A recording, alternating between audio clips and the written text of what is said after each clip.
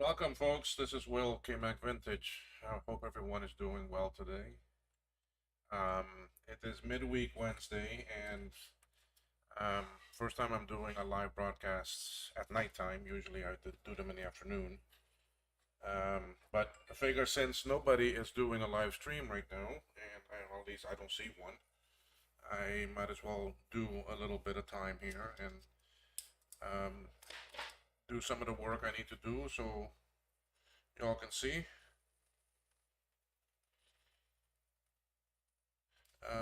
So the what I'm doing here now is I'm going up to Florida on the 19th, Monday coming up. So I don't have many days left, but I have a lot of boards here that I fixed for people that I need to pack back up and I need to take up with me.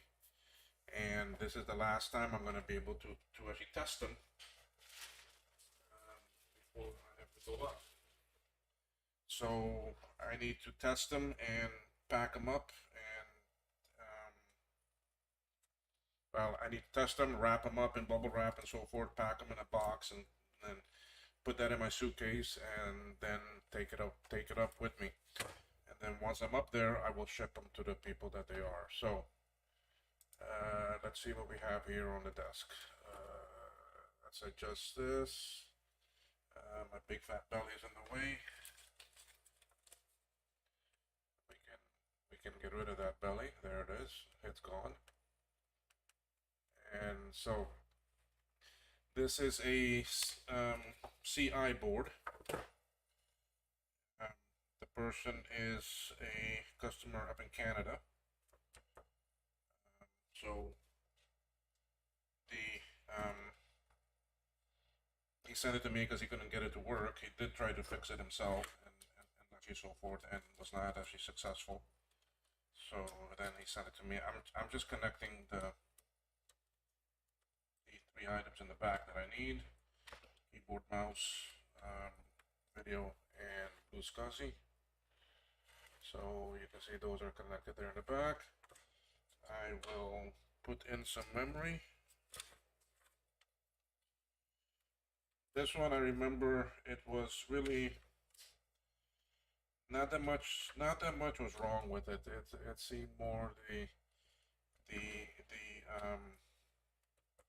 ROM. There was a bad ROM in it.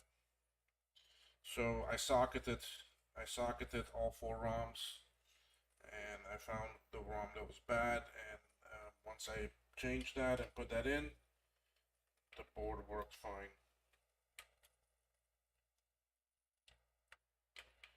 So let's see. Oh, yeah, it'd be good if I connect the power too, right? So let me get rid of my mug shot up there on top because that's not needed. So then y'all can see the board better. There we go. What I will probably put on here is the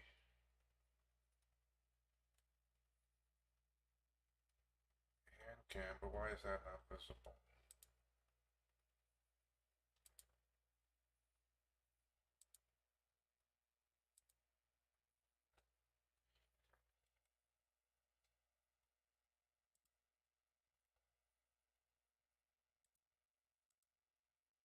That's not visible right now. Anyway, I'll leave it off. It's probably I probably need to delete it and then add it. There's you, yeah, desk cam.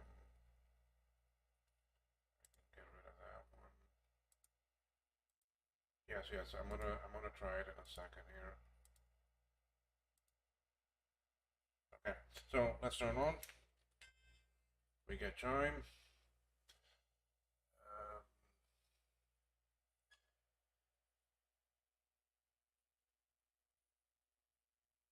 but I'm not getting any video yet. Okay, it should come now. There it goes. Okay, once I hear that double click on the speaker, I know it's coming. It comes after some tests are done and that, then it pops up. So yeah, this was really the only problem with it was something with the ROM. So I made a new ROM. Luckily, these can handle the 27C010 chip.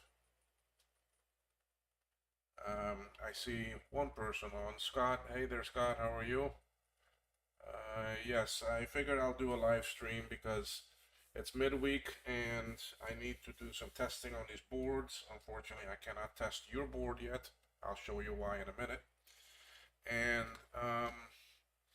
because these boards I need to make sure that they work, and then I need to wrap them up in bubble wrap and tape them up and then pack them up in a box and stick in my suitcase for me to bring up.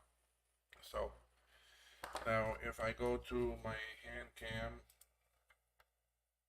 yeah, you see, so there's the video, it is up. So this board is in good shape.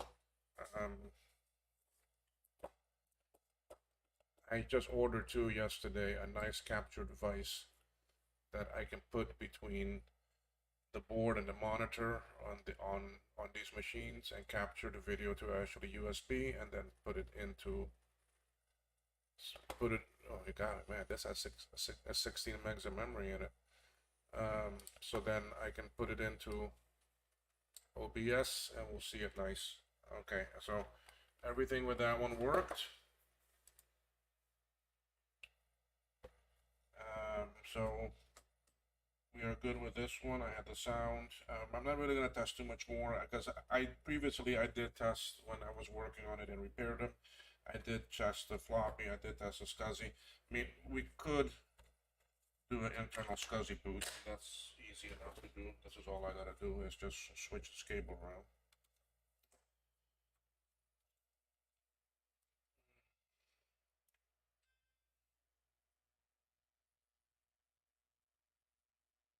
There we go with that.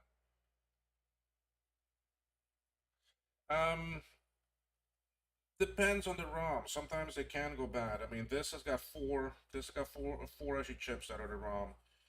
It's got a low, it's got the medium low, it's got the medium high, and there's your high chip. So this one here, how I found that was with the scope. I was checking the actually address lines and the data lines, and I was seeing some very weird behavior on this one chip compared to the other three that was not doing the same thing. So then that's how I knew it was this one. But it's always nice to these four ROMs are normally soldered into the board. One of the first things I like to do with the CI board is actually unsolder them, but you gotta be careful because you can break traces. I have one board that has some trace damage because of that. And then I put in sockets, and then I put the ROMs in sockets. It's much easier. On my CI, I have the same thing, and if anything, I will use my ROM as a test. I'll take them out, and I should just burn four. I should just program 4 chips and have them as my standby ROM.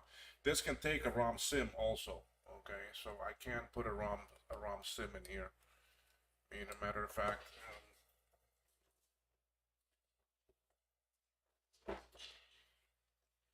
Have my good old faithful Rominator here. So if I was to put that in and take out that jumper, normally I don't like to take them out completely. I like to leave them sitting there so I don't lose them. So now this is going to sound different. It's going to give me a different chime.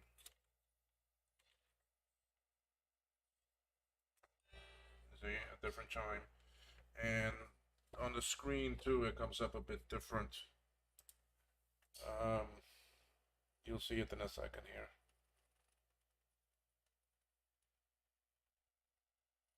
So this is the big mess of wires. Actually a Rominator. See, so I can load the image off the disk. It does have the OS on the ROM stick itself, but no, it's gonna load off of the SCSI.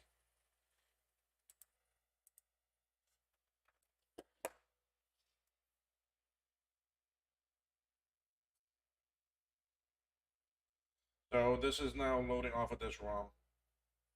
Now this is the nice thing is that I am together with Jake, JJam547. We are gonna resurrect the ROM sim programmers that was created by Doug Brown and Big Mess of Wires was also making them and selling them for a while there. So it's open source program. It's an open source item. I have all the items that are missing on the way. ROM sims are coming. The RS-232, they're actually on island. I've been waiting for them for days and I still haven't gotten them. I'm so angry why I don't have it today yet. So RS-232 plug is in Florida.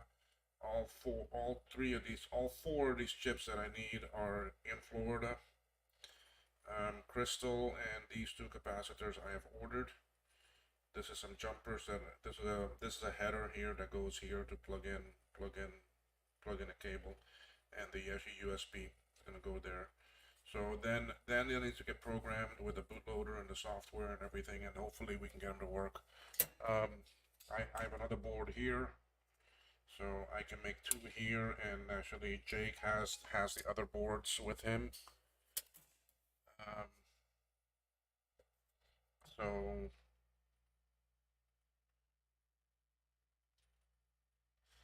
I actually got an email that says that I am live on my channel.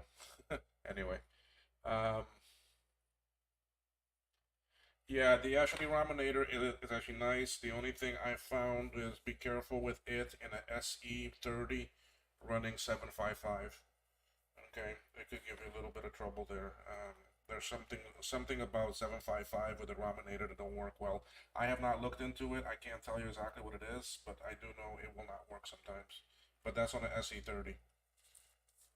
So be careful with that. So let me shut this one down. The other thing I do have is that's the Raminator. Scott, remember when I was doing your board, I also had the ROM stick from Jake. That was these four chips that were in the sockets on your board that didn't work right, and I had to switch it over to the sim. And then I fixed. Remember, all this came loose. Okay, these chips were not soldered onto the board when I got them from actually Jake, and the actually sockets were not even there. So I put on the sockets, I put on the chips, and the chips work. And I don't know if it will work in this machine. I don't know. Well, so far, because this ROM works on your SE30 also. Yeah, it's booting up. It's booting up, so yes, it will work. So I'm hoping with that ROM sim programmer to be able to customize and make some ROM sims and all that too, and maybe do some different things. I'm not into. I've never really done it, so I have to learn that phase, that side of things, and actually experiment.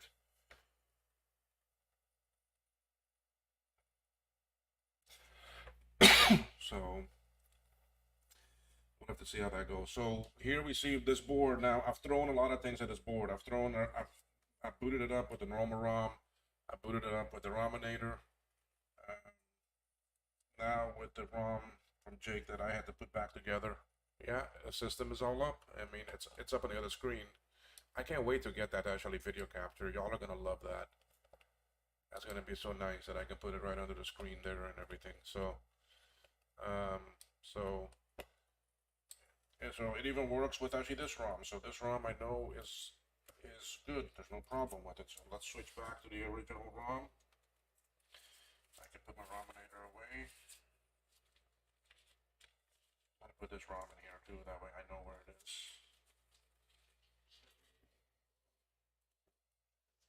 Yes, I bought two actually Raminators. Okay, so this board is good. I've got 3 of these CI boards. I actually have 4, but I can't get the 4th one to work yet. I connect power to it. Okay, so this one is good.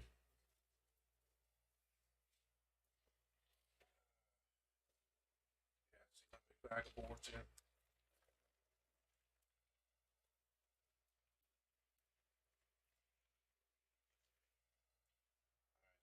other CI. Alright,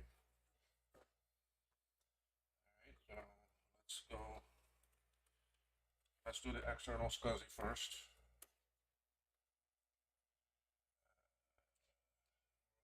Do stock ROM. See, this still hasn't soldered in. Okay, I did not take these out. This was not a ROM issue. I cannot remember what this one was. Oh, I think it was diode and transistor issues, and these gate chips back here for the power rail. What's the problem? That it wasn't coming up right. Nothing else really was the problem.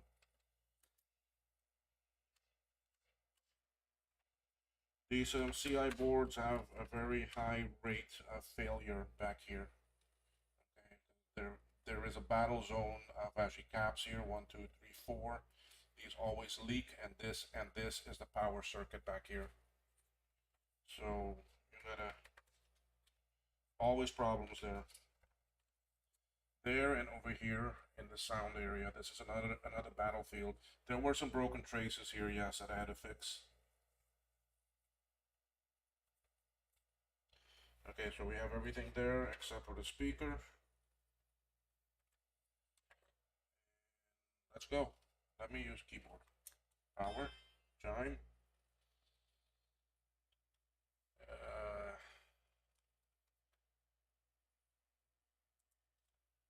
This is where I want that video captured. That way I don't have to do this.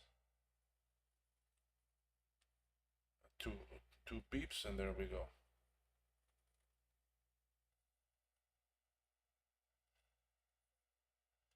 So now this is the interesting thing. Y'all are sitting here watching me from actually Cayman Islands.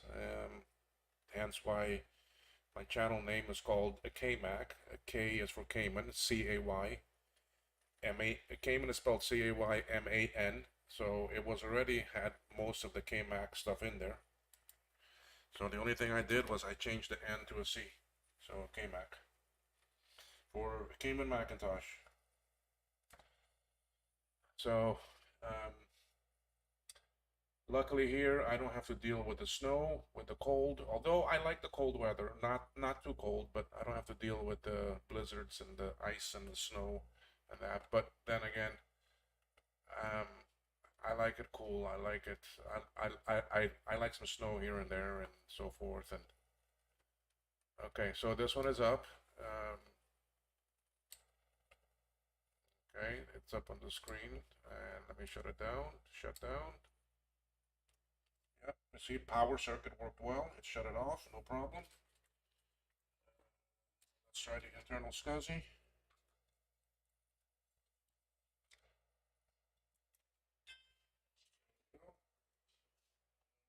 Keep the Rominator out.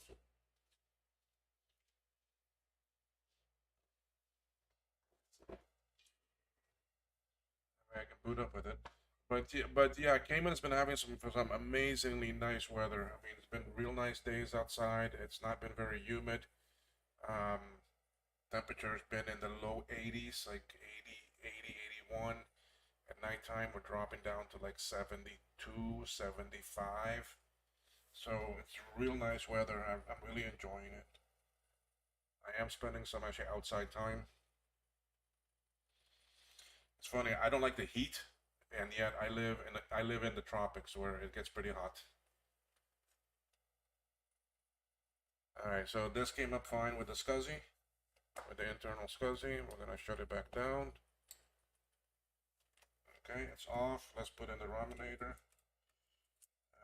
We'll switch this jumper. Did I switch that jumper back on the other one? Yes. Okay. Now, during the boot, it's on the screen. It's going to show me two things where I can boot with the ROM by pressing R, or I think it's by pressing A if you want an actually RAM disk. So, see, different chime. So once that comes up on the screen, I'll press the R. Okay, so now it's booting off. It's booting off the ROM. It's not even doing SCSI. Okay, so there, it's already.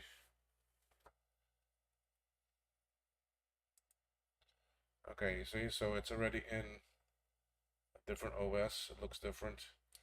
I look at this about, I have a lot less, and now it's telling me Mac CI. This is 7.1. Okay, so if I go do a restart, I think I can do A also. Watch. Yeah, see if I press A, now I'm loading as a ROM disk. I'm so sorry about this shaky screen thing. I soon have it solved for you. So there is off of the ROM itself. This has nothing to do with the SCSI. So now I'll go back and do a restart again.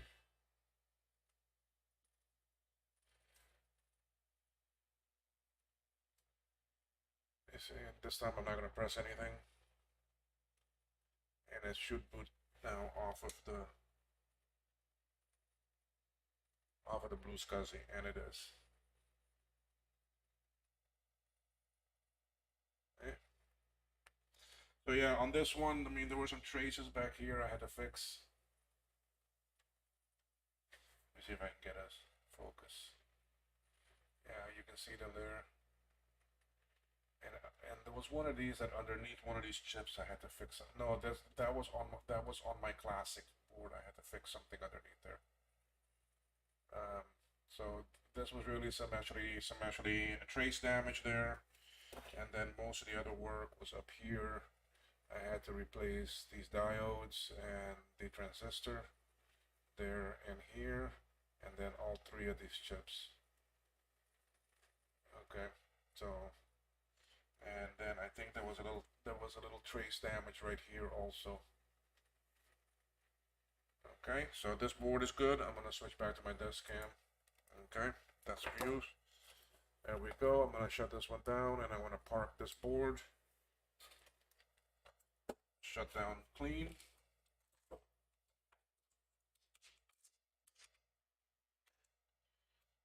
that back.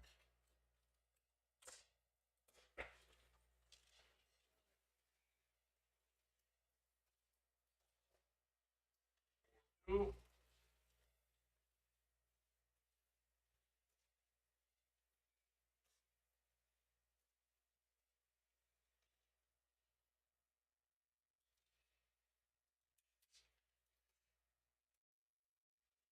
Okay. The third board sounds wonderful down there. Been cold and rainy here in Texas. Yeah, I've been hearing about the weather over there. Y'all have been, the entire U.S., a lot of U.S. places have been getting some pretty bad weather. Okay, so, oh, RAM.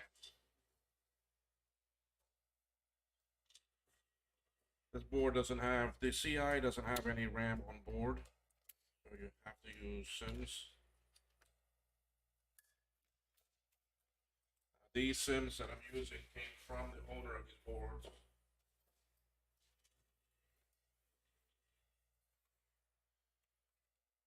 We will put this in.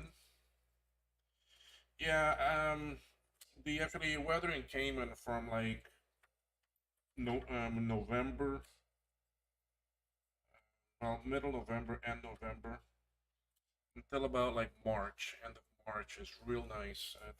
It is nice actually outdoor weather. I mean, whenever the U.S. gets a very strong cold front and that cold front pushes through actually Florida, and if it's not a very, I mean, like on the map, if you're looking at a front, if it's flat, if it's coming down pretty flat, um, we're not gonna get it too much. But if it is fairly actually straight up or more curved it is, and more actually umph it has behind it, we will feel some of it here too. I mean, we may. I think the coldest that we ever got here was like in the middle 60s, but that was at actually nighttime. All right, so let's check this one. Time. I don't remember. I think this one too again was the same thing. I had some issues back here with the actually power rail. The ROMs are not in socket, so I didn't have a ROM issue. So it was some issues back here. I don't think there were any broken traces on this one.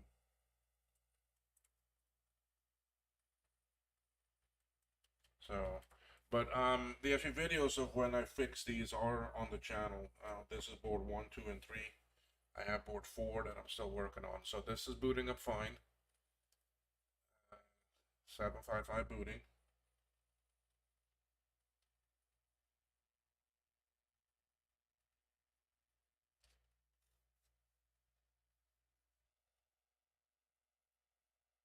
Today I was working on a 2VI trying to,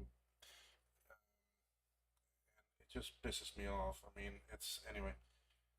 I had the board working fine, okay? The board is not a problem. But 2VI are very picky boards. Let's do a shutdown, let's see. Okay, shutdown fine. You see, the actually 2VI, it was running, it was booting up, it was doing everything fine, but when you do the shutdown like what I just did there, it was not shutting down. Okay.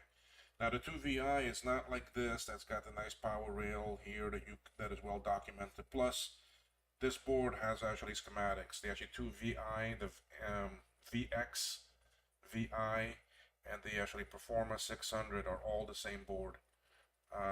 There is no actually schematic, so we're left blind.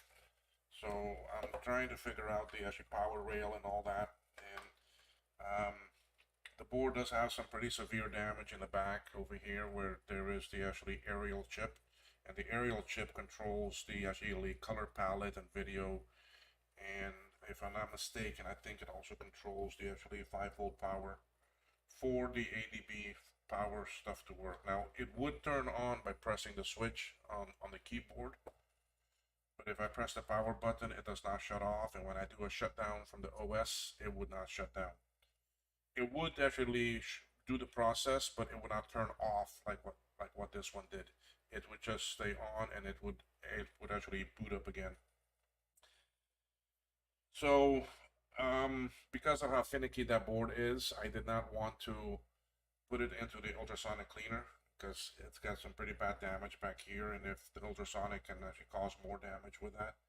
So I did a hand clean on it. After that hand clean, it will not work now. It will not start up. It will not power up for nothing. I may bring it back out too in this video and I show you all, see what we can do. Anyway, so this one here, this is the third CI board. Oh shoot, I can't have both connected. Let me remove the external SCSI, internal SCSI. So let's boot back up.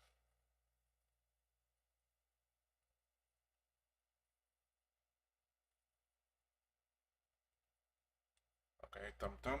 I heard the 2 actually clicks, and we have the screen. The screen is coming up. That capture device is going to be so nice to have. I got some pretty nice toys coming. I got some nice projects I'm going to be working on.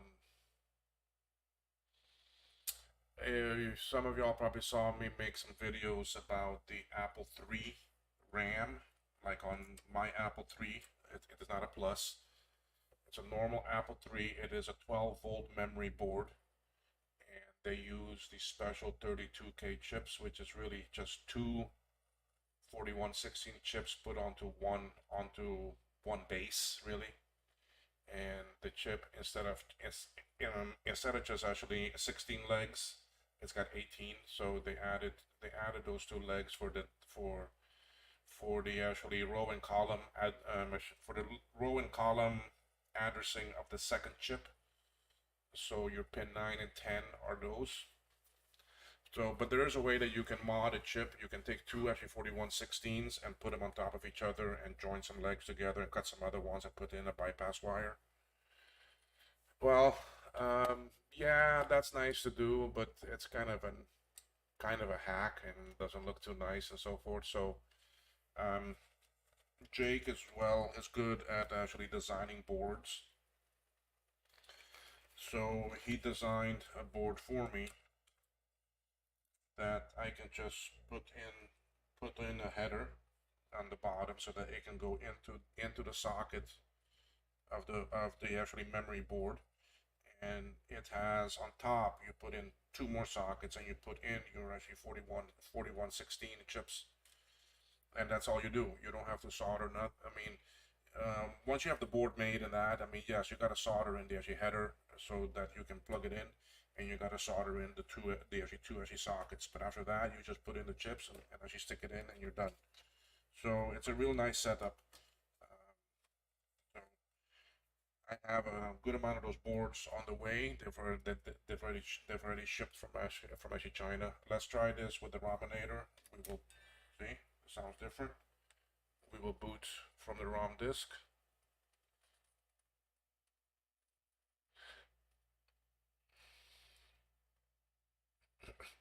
The only reason why I'm trying with the Rominator is just to make sure that there's no conflict between the two ROMs and that it all works. Come on. Okay, there it is. 16 meg detected. RAM disk. There we go. And we are booting up. Yes, we're in. So yeah, so we have that card coming. And I'll have them available. I'll make them and make them available for people. Or you can get it as a board alone, and you put in the things, and so forth. So that's one of the special projects we have on the way. Now we made a board for the 4116 chips, and we made one for the 4164 that you can use. This 4164 you have to pin it out a bit different, but I did make videos, and they're both there on my channel of how that's done. Okay, so this board is good also.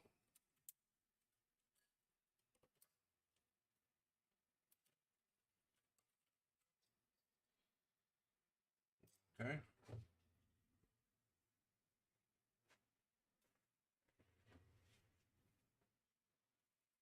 Okay, so those three boards are good. Let me get two other boards here. Hold on 1 second.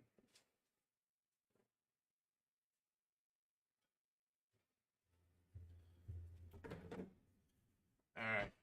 Now this one is that fourth CI board from the same person that I cannot get to work right. I'll show you all what this is doing.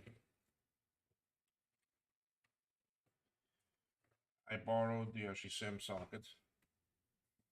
In fact, it's right here. I'll put in a new one on it. Okay. ROM here is good. I know that. That's not a problem. May have found the holy grail of Mac schematics. I bought a bunch of three. I'm a certified Apple repair technician. One of them is that labeled I am underground Mac schematics, no public domain. I don't have a known working floppy drive to mount the disk, and I don't want to risk them. Oh, Scott, how can I get a hold of that? I have the applesauce device coming out of SUI that allows me to make a flux image of any disk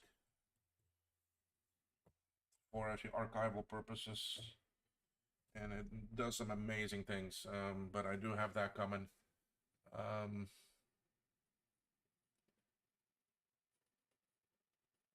So I would love to see some of those discs, and would love to see them. Oh boy. So you don't have a working floppy drive.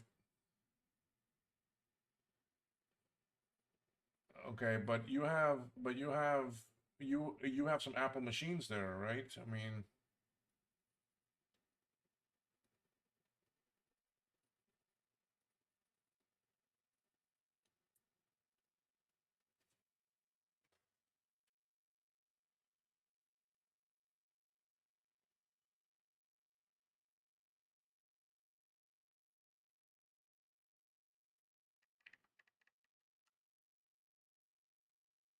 so oh yeah, I'm looking at the picture now.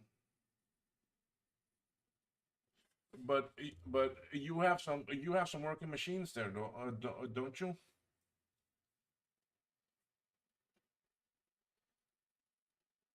And I don't know. that's not that disk picture you sent me. That's not a Sorry, I had it on the camera too. Anyway, you can see it. I mean, it's nothing. It's just it's a it's a it's a 400 or 800K disc because it only has the notch on one side.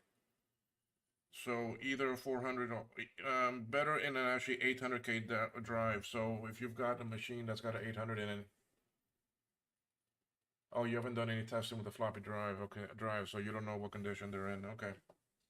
Wow. It'd be interesting to see what's on there. Be very interested to see what's on there. Anyway, okay. So this is the fourth CI board, and I just got a message from the person that owns his board that he's watching. So thank you. So this one is the one. I mean, it's doing something. Listen, it will chime, but I don't get that double tick tick.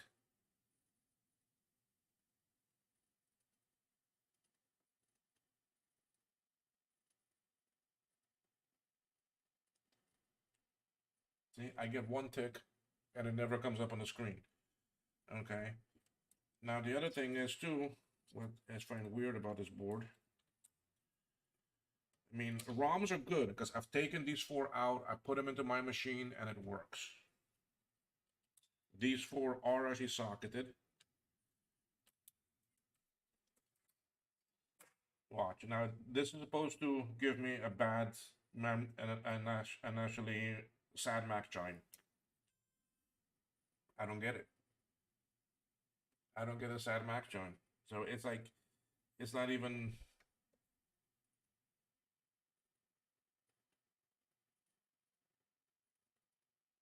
I'm just waiting for the tick to see if I hear it.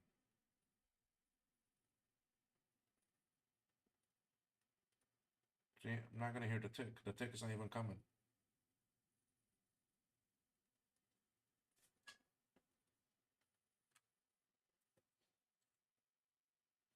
See, even if I press the NMI switch, I'm not getting nothing. If I press a reset, I'll get the chime again.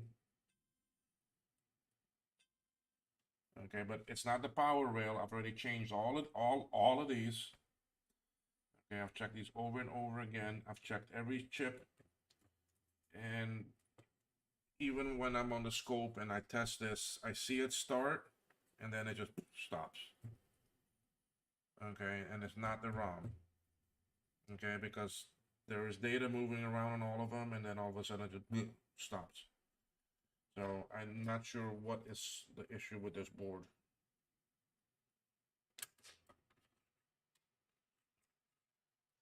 You see, and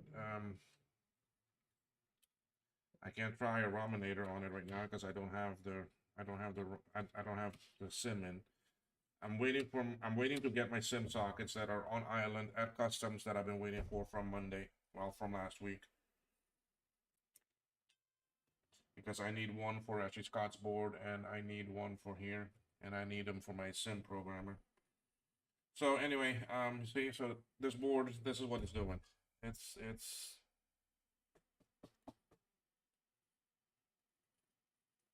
so I haven't figured it out yet. So anyway, this is still a work in progress. So board 4 will not be going home yet. Will not be going to Canada. It's gonna enjoy the tropics a bit more.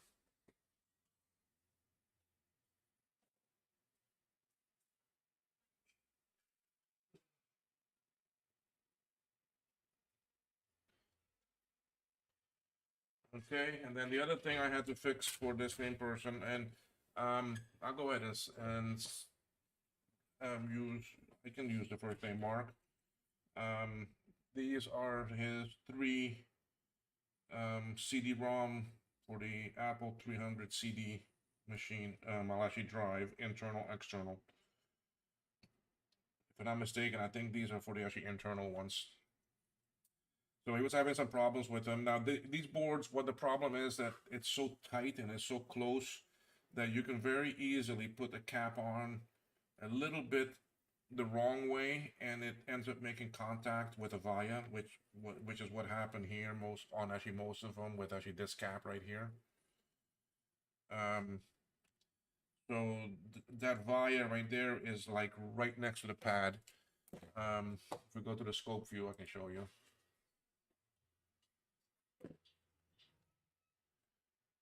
Come on. Okay, there we go. There we go. Okay, so if we go to here, okay, we can see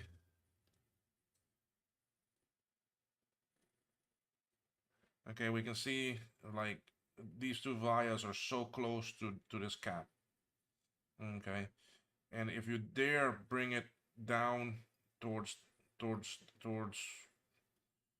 what is this? This is a crystal. Okay. If you dare bring it too close to this, the pads underneath the cap may touch this. Now you have a lot more room over here, and there is no actually trace or anything there, so it's very easy to, it's better just to slide the cap a bit more to the top. That way then you can avoid touching these here two vias. Okay. What that kept on doing was this was touching this, and then this actually resistor here kept on blowing. Okay, so this is a new one on here. These caps, I actually replaced them all. Okay, same thing here. You see there's a via right there. So that's why you see this cap is on at an angle. It is for me to actually avoid that. Then we come here. See, these here are okay. They're not that bad. These are okay also. These here will not cause any problems, but here there was a lot of leakage, and then all of these are yeah, that's a diode. What is this one here? I can't see the number. This is actually transistor, a diode, and this is probably R. I don't see the number. It's probably under it. So these here can get a lot of corrosion on their pads and that. So all three of these I fixed. All three of them basically had this cap issue, but I replaced all the caps and that actually resistor that kept on blowing. Here's the second one. Okay, and then here's another one. This one here, I did not replace the caps that Mark put on originally. I just shifted them. I just shifted that one a little bit, and I put in a new one because if the cap work was fine, then I left it. The only one I switched was this one here. Okay, because the actually small one blew. You can't use this for some reason. You can't use one of the small size caps there. So I put in a bigger one, and I put in the actually resistor. Now, Mark, you asked for me to send you a couple extra actually resistors for you to fix the boards that you have there. They are taped onto the back of one of these. Okay, so those are fixed. So for him, I still have that 2CI that I'm gonna hold on to, and I'm gonna work on that one.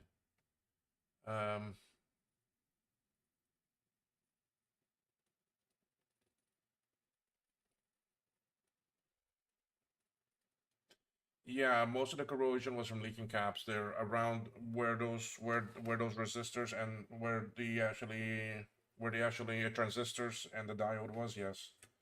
Okay. This is that VI board. Okay, I wanted to let you see. Now, VI does have memory on board. Hold on, I gotta sneeze. Ah, but it does not have any actually VRAM on board, well, on the board, so you have to use VRAM. SCSI. I'm not even gonna go that far because it's not even gonna power on. Okay, so this is the area back here that's in real bad shape. Back here.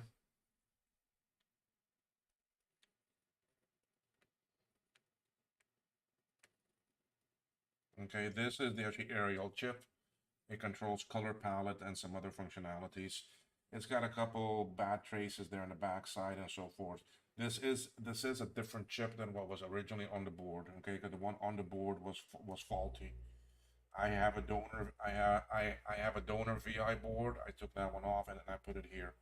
What was happening is that the actually color palette was messed up. Everything on the screen was actually red. Okay, so I took off the chip from the other board and put it on here, and then that solved that problem. But I was still getting the problem that it was not shutting down. I mean, it was powering on. I could hit the switch, it would turn on. I could press the button on the keyboard, and the soft power would actually work. But when I did the shutdown, it would not shut down. Okay, it would go through the process and everything, but it would never kill the power. So that was telling me that there was something still keeping it where it wouldn't go. But this board is not like the CI that has the actually diodes and the transistors. It does have some, but they're different, and I don't have schematics, so I can't really figure out what it is for. So, oh, thank you too for the sneeze, for the actually bless you. So yeah, I had a lot of flux everywhere and that, so I wanted to clean some of it. So of course, I use my brush like like like this with the alcohol, and I clean and that and so forth. Once I did that, I would get this. It would not. I get nothing. It will not power up. I don't get no light. You can't see the light right now, but okay, right here. I get absolutely nothing. Even if I go with the keyboard with a soft power, nothing. So I'm not sure what it is. I don't know enough about the VI to determine what it could be. And the thing is, I don't know what to even replace things with, because I mean, I don't know the values of some of these things. I mean, there are numbers written on them, but like back here, these two diodes back here, they say on them, I think it says P1, but it says P1E or P1F, and I just don't know. I mean, like a P1 diode, P1, actually 1P, uh, 1P transistor is a 2N222 2. It's an actually NPN transistor. But I just don't want to go throw something on there and not know what it will do. Okay, but I'm not getting nothing. It's and I was getting power on. I was getting power. It's I checked this area back here. Yes, this is one of the boards that we do not have schematics for. No, they're not out there. No one has them out there. This board is a 2VI, okay? It was never sold in the US. It's a very rare board. It was only sold in other parts of the world. Europe, it was mainly actually Europe had this board, and also Japan. It's actually twin is the VX, okay, and the actually Performa 600. I have a VX and I have a Performa 600 board, okay.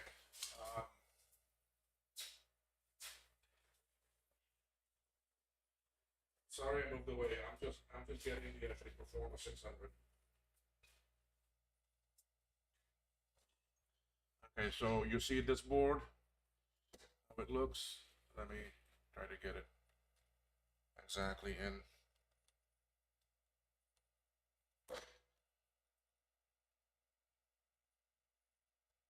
All right, so I'm gonna take out the power cord here. Okay, so this is the VI. The only thing that's missing is the cache stuff that's here. Okay, and this is the Performa 600. exactly the same. It's the same board, using the same ROM, the same everything. Everything is the same. You see, now this I haven't even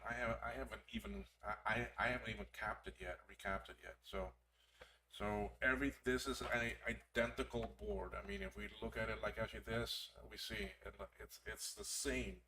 Okay, this is even the numbering is the same. This says 820-0373-A. This is 820-0373-B. Okay, so they're identical boards. All right, now if I run my actually Performa 600,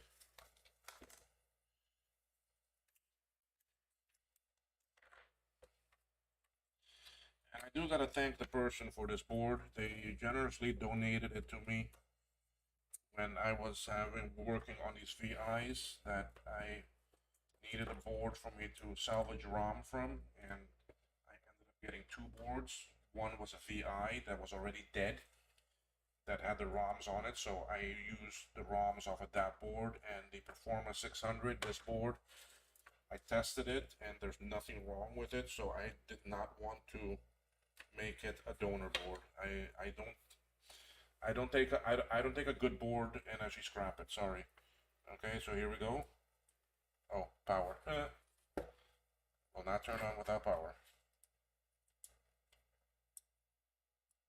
Okay, so now why does this one not want to come on?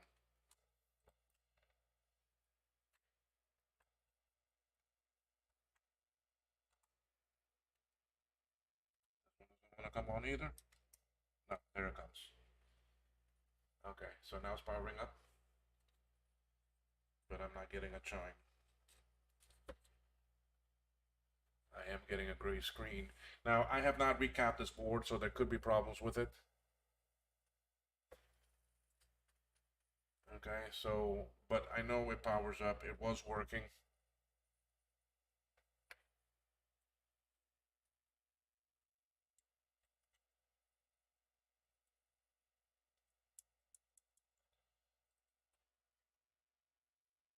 Yeah, I need to recap this board. I think that's some of my problems right now with it.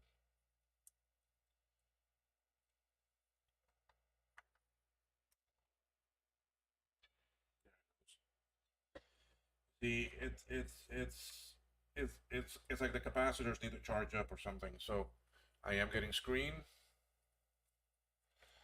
I'm getting blinky on my SCSI.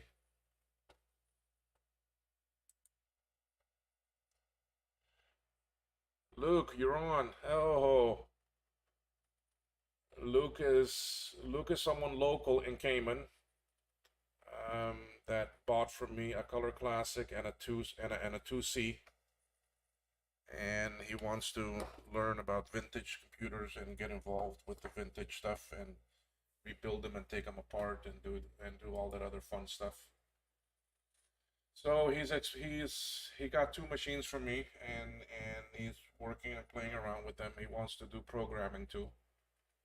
So Luke, if you want to learn about programming, look into actually assembly language, machine language for him, and about ROMs. Maybe you can make the ROMs for me, since I'm making all of the programmers. So yeah, so this is now up in the OS. This is fine. I can shut it down, and it should shut down. See, it shuts down fine. So this board is identical to the VI. Okay, it's not as picky. For some reason, it doesn't have the same issues like the VI. But so it looks like the person did recap it because these are new caps. But he used the normal caps instead of tantalum caps. So I will probably switch this over to tantalum caps. But there's still something not working right with it because it has taken forever to power up. Something there it doesn't like. So anyway, that's my problem that I'm having.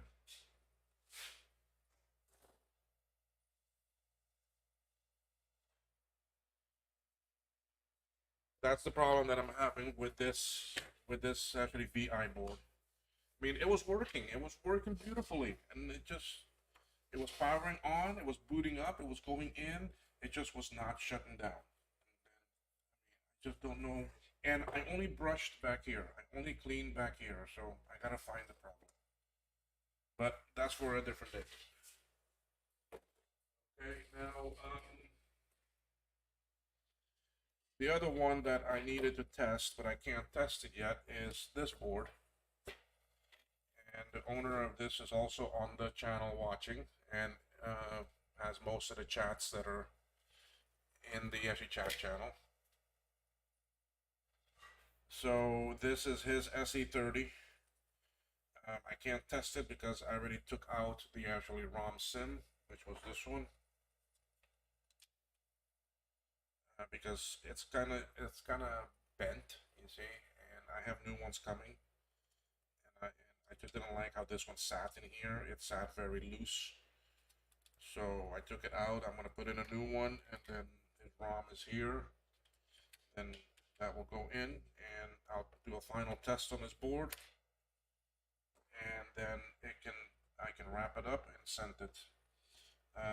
Right now, it's not gonna boot up. It's not gonna do anything because even if I go, I can't use that cable.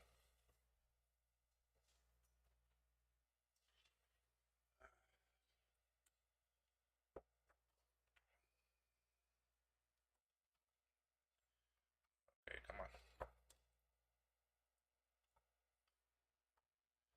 Come on. There we go.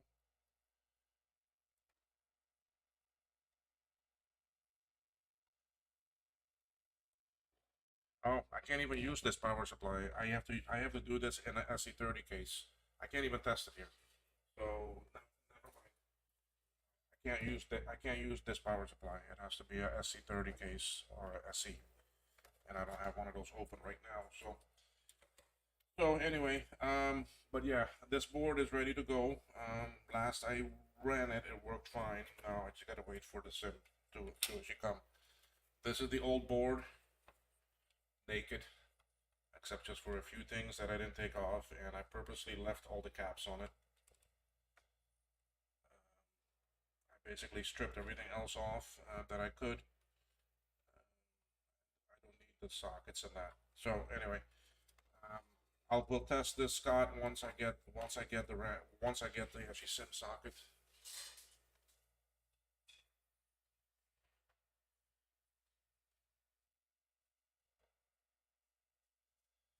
All right, and then the other one that I've been working on, is this big board.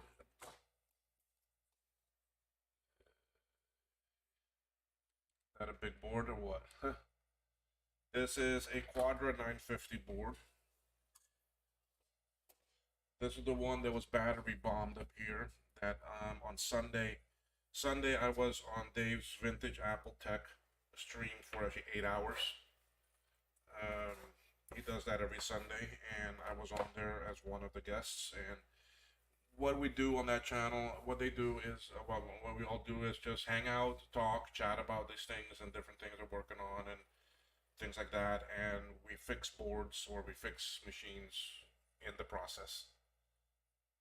Still amazed you were able to get that new board populated in such a short amount of time. Yeah, it really surprised me. I mean, it really went a lot quicker than I thought it would.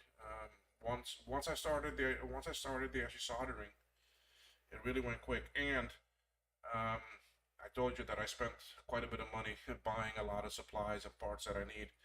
I bought now two after doing that one, and I have two more SE30s that are coming to me for me to do an SE transfer. I bought a lot of sockets for the chips for the PLCC chips. So I bought a lot of sockets. So I'll put on the sockets instead, and then I can just drop in the chips. So, but on this, and I bought a lot of new chips and things like that that I need for those SE30s. Things that I was missing last time that luckily I did not need them, and that, but I was able to find some more things that I didn't have before, so I picked them up. So this is actually Quarter 950. Quarter 950 is a very powerful machine that Apple made. It is a very sought after machine. It's massive. It comes in a big tower. Um, it's a very good server and so forth. So because it has got two actually SCSIs and it's got two actually SCSI chips on it. Floppy. It's a 68040 processor chip. And you can see it's got bukus of memory it can take. Okay. The battery bombed here and went underneath all of this stuff here. So I ended up taking off 3 of these SIMs and these 2. Now from Scott's board, I was able to salvage 4 of the RAM SIM sockets. These actually duals. These duals are very hard to find, but these are the plastic tabs versus the metal tabs. So that's the only difference. So I was able to use 4 of them back in this board, and then I had to put 2 actually singles here. So I have this ready. The only thing I don't have yet is this is a normal ATX power cable. And the nice thing is that this ATX fits here.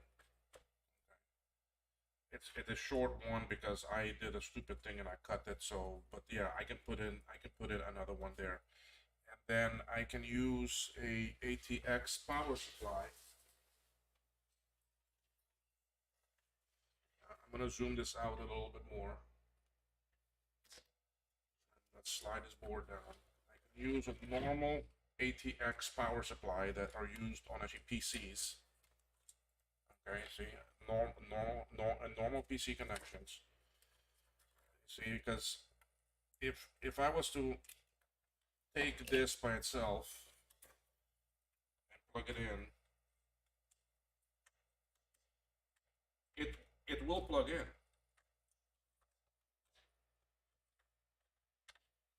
Okay, you see, it will plug in, but the pinning is actually different. So I can't just plug it in. Okay, I have to go to a breakout board like this. Okay, and then this will allow me to break out each of this different sides of this connector. See, I already have one cable here. This was the one that I was short. Okay, so this is the one that would end up going on this end that I told you that I was missing. Like that. Now I gotta cut this off. Okay, and then I gotta strip them, and then I gotta put it into the actually breakout. So that will give me power to this board. Yeah, Squadron 950s are very hard to find, to buy, and they are very expensive. There's some out there now on eBay, and they are astronomically expensive. So that's why I'm hoping I can salvage this board. I'm hoping that the damage I fixed here, there were about 15 traces underneath these memory slims that were broken. So once I cut this and I strip them and I put them in here, because really it only needs a couple certain special ones. And then see, this already has a power switch on it also, so it already has soft power capabilities built in. Okay, because the Quadra 950 doesn't have a switch on it. Okay, there is no power switch, so it has to come from the actual power supply. Okay, there is no actual switch. It connects. I think it connects to one of these. That then it will turn it on electronically with the soft power, or with the keyboard. So anyway, so this is how I will get power with this, okay? But this is still not the ideal way of doing it, all right? There is, let's see if I can, I need to set the picture here to share. Let me see if I can do this. I've never done this, so let me see if I can create the image to share, to show you. Where do I have it? Is it in documents? No. downloads. I saw it somewhere. Yeah, I saw it in my iCloud photos.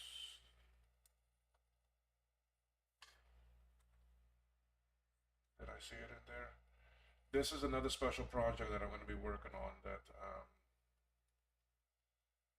really want to. Where did I see that picture?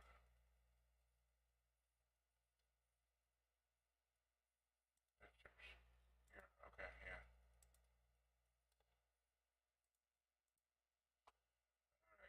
This is a project that a person started. Shoot, I grabbed the wrong thing. Hold on.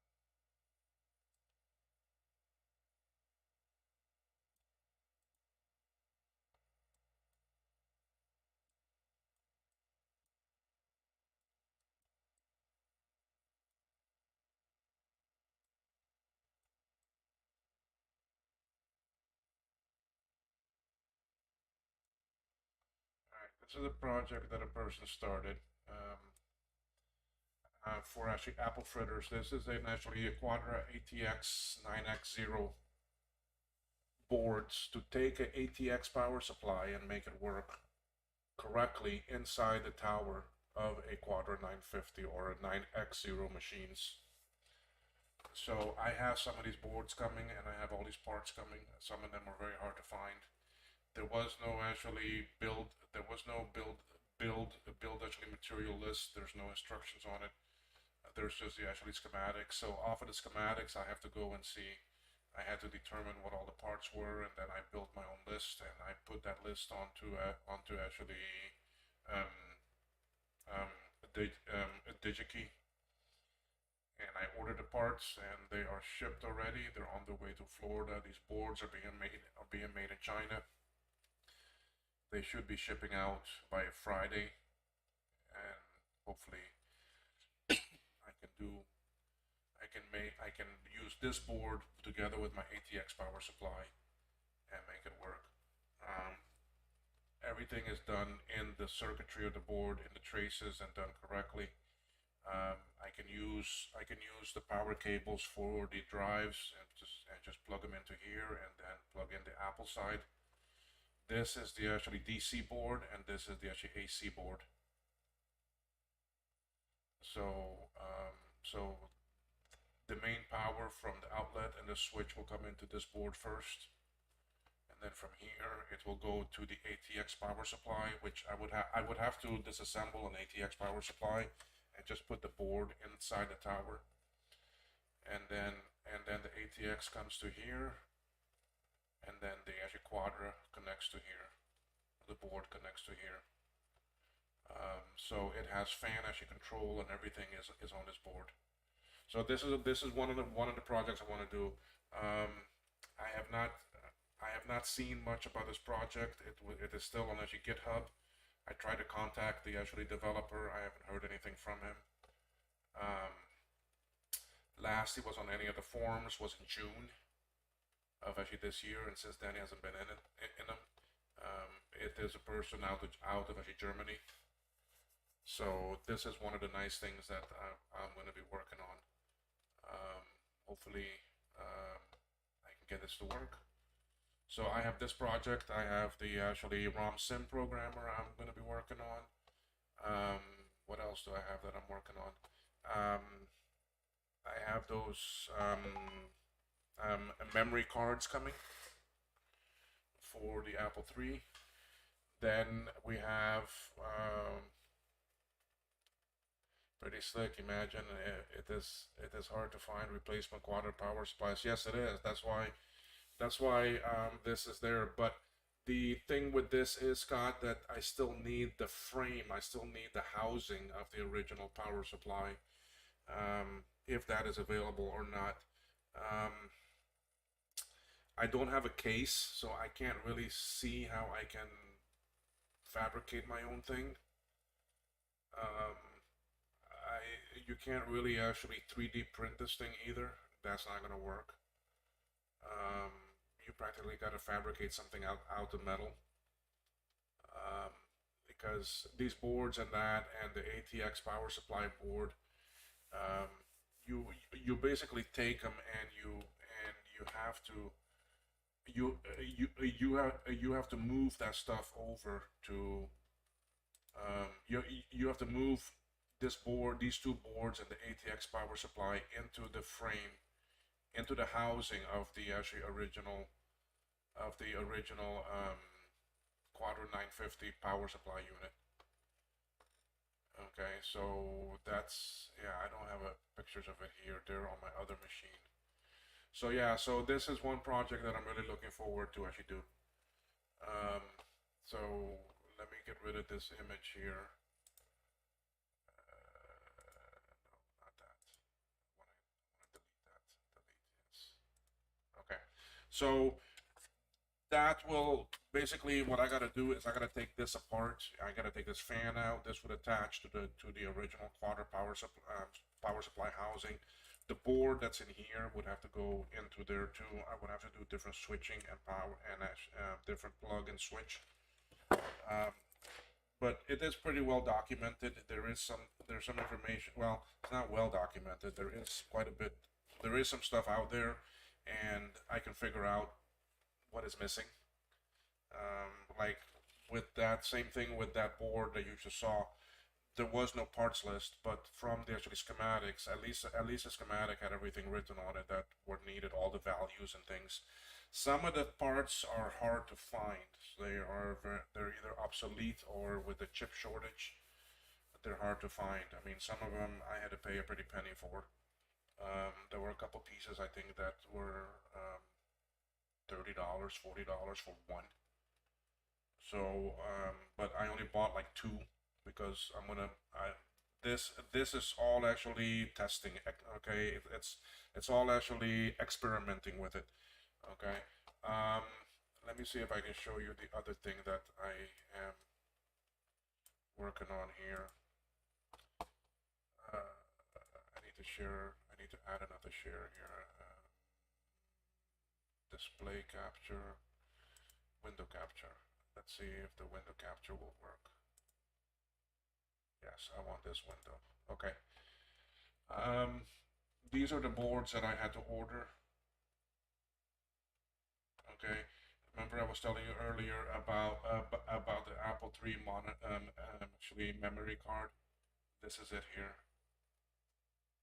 So basically, you've got a row of actually headers that go in there, and then a row of headers here, and then you got a chip socket and a chip socket on this side, and then you put the chips in, and then you can put that onto the board. That's it. This other one here that's red, this is also for the Apple III.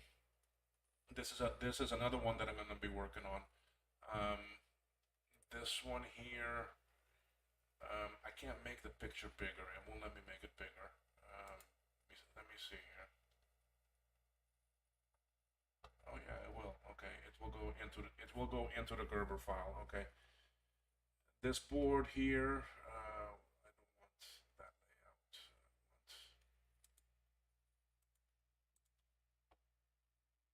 Okay, there. Okay. This is the top of the board. The Apple III uses a 26-pin floppy connector, which will go here. Then there is a LS32 chip here. There is a capacitor and an actually resistor, and then here you put a 20-pin floppy connector. This will then allow you to connect a floppy EMU or a disk 2, the actually original Apple II disk. It will allow you to connect that to the Apple III. Okay, because right now I can't connect the floppy EMU to the Apple III. Not having any disks and that is very difficult. The floppy EMU will work with the Apple III, and I've already proven that because I made a temporary cable, and I plugged that in, and I was able to put some of the software that I did download onto my card and the floppy EMU, and the machine booted up and everything. So I can do that. With my applesauce device that's coming, oh my god, man, I can do it. It's amazing what I'll be able to do with that. So I can take any disk image and I can make a new disk and so forth from it, and I can do it from a PC. Okay, that applesauce connects to a PC, to a normal, well, sorry, to a Mac. Okay, not a PC, a Mac. It actually has to be a current Macintosh. And the applesauce device, you can connect a disk 2 to it, or a 3.5 inch or other discs or so forth, and it can read any format, anything, and it can even read Commodore formats, Atari, and all these other ones, and you can image them and so forth. So very very neat stuff.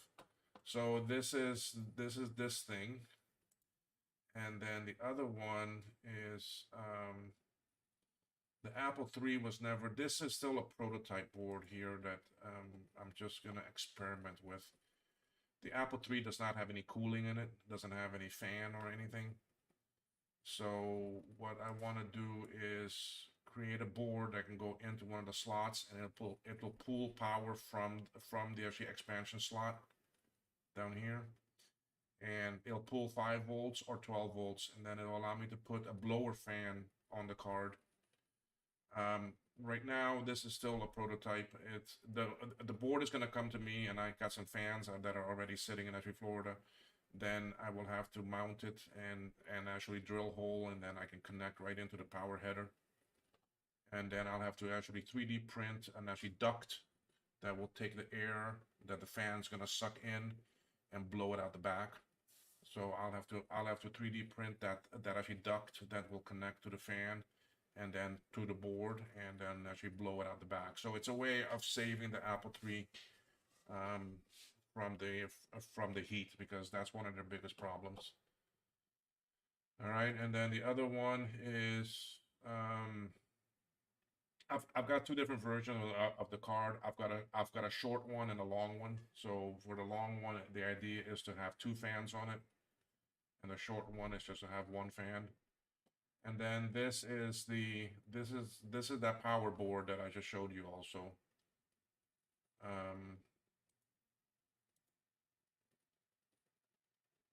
So this is the AC side of it. This is the original designer, and it's all to his actually credit. I wish I can speak with him and find this person in that. I mean, there's not. He was on the forums, and then all of a sudden after June, I haven't heard from him. I don't know what happened, and I did send him an email. I did post a message, but I haven't gotten anything back yet. So I don't know what the deal is with him. So this is the AC board. This is the ones I have coming to. I only bought 5 of these, so it's just for me to test and play with.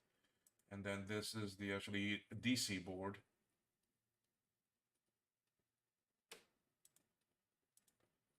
Okay, so this is the DC one. Again, this is where the ATX connects. No, ATX connects here, and the actually Quadra here. This is for the soft power. This is the circuitry for the fan control, and this is where you plug in the 3 cables of the ATX for the actually hard drives. That's it, and then this goes inside the power supply. I mean, this goes inside the actually original case of the power supply for the Quadra, and then I'm gonna laugh at you because you still haven't tried to mess with a floppy emu. Well, I have mine, but I don't use it that much at all. I mean, I've got these machines, and I, I barely use them. I spend more time fixing and actually restoring, and then I put it aside, and I don't go back to it because I don't have the time. So, and yes, the other thing too that I'm doing is I am, where's my cursor here? Why can't I? Okay, here. I um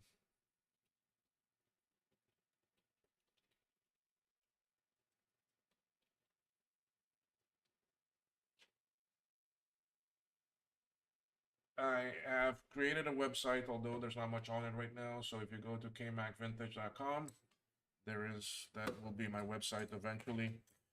I am over the holidays. I'm hoping to spend some time learning actually WordPress and getting it up and running and fixing my website. I hope to have links to the videos and blogging and that on there. I just don't have time for all the social stuff, though. That's the problem. I mean, I spend more time fixing boards and that. You'd be surprised how much stuff I have sitting in Florida waiting to come, okay? I have a LC3. I have a PowerPC 8100 or 8500, one of those. I have a Macintosh Portable that came out of actually Hong Kong. I have a SE30 that is coming from actually Mark. Um, I have um, I have a 2C plus.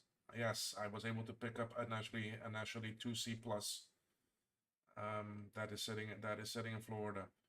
I've got Jake sending me about 5 or 6 more boards, SIs and Color Classic and you name it. Mark is sending me a bunch of classic analog boards. So I got a lot of stuff sitting there coming. So I do have, you already have a bookmark. Thank you. I need to do a lot of work on that actually website. So so you see, I have a lot of nice machines coming. I have sitting here in customs right now, together with the actually Sims. I have a very special laptop that I want to show. That I'm hoping that I will get it. So you see these boards that I have working on. So it's some nice things that I got coming up, I think. It's going to be very interesting to make that board for this machine. I'm eager to try this, but you see, I can't cut this cable yet, okay? Because this cable is what allows me to test actually the board for you, Scott. So once I know that that board works and I have it packed up, then I can cut this and I can try to get power to this board. I'm so eager to see if it will power up or what it will do. So that's why I'm hoping that I will get that SIM socket. I'll put it in, I will test your board, I will wrap it up, and then this cable gets cut. And then I will do my actually breakout here, and then I can get power to actually this. See, I already got the memory and everything. I think there is no further damage from here back. Everything is fine. Okay, it's just up here and the board, the rest of it is very clean, and I went over it and looked at everything. So the board is in very good shape. I mean, I am very pleased with it. Oh, the 2C Plus and portables sound very interesting. Very cool machines that didn't succeed. Yeah, those are. Hey Dave, how are you? Welcome. Thank you for joining.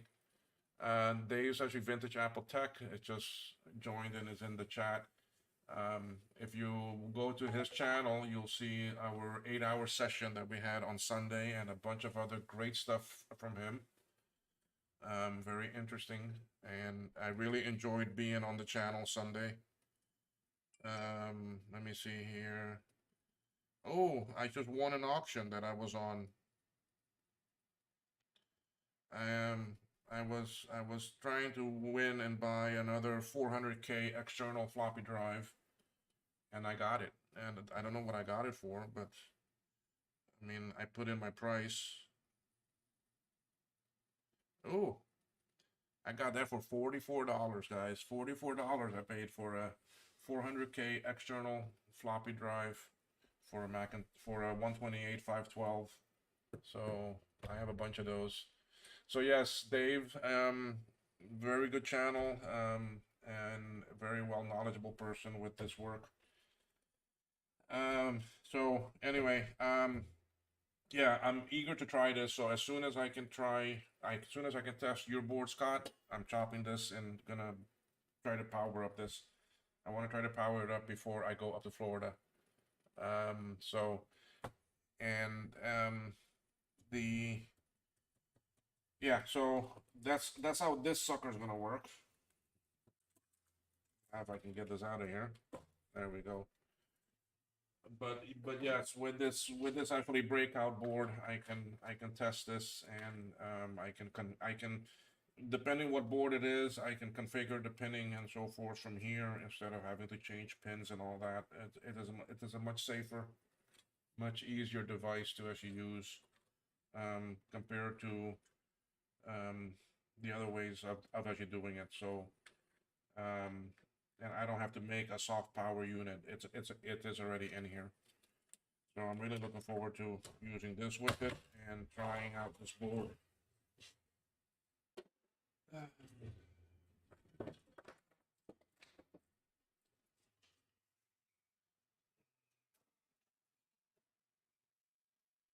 Yes, so now I have one other thing to test out.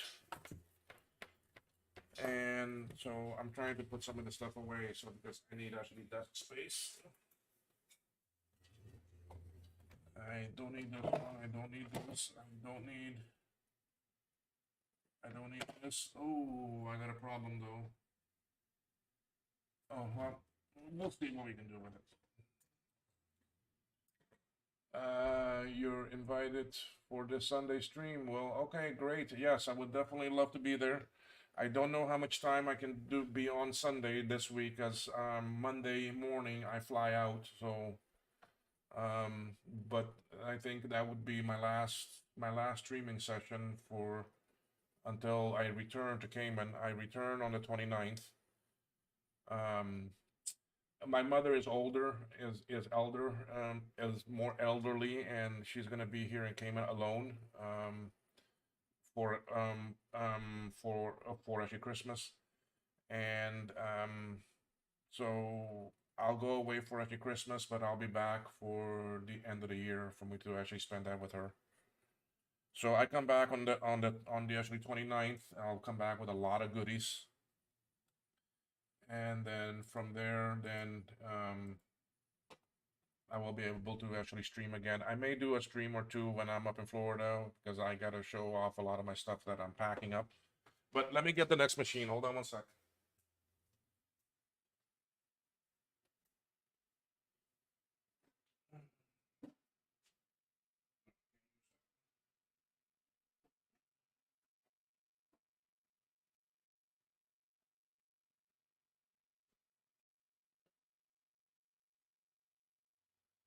Okay, I have here a 512. Hold on, let me turn this camera on. Yeah, this is a 512 because I need to borrow this chassis. I need my tools. Now I need to move all these folders out of my way.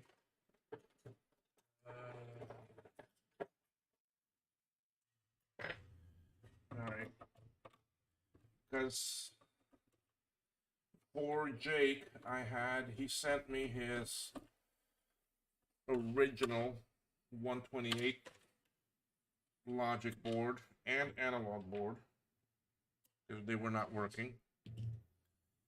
And I got them fixed. There are videos on the channel about them.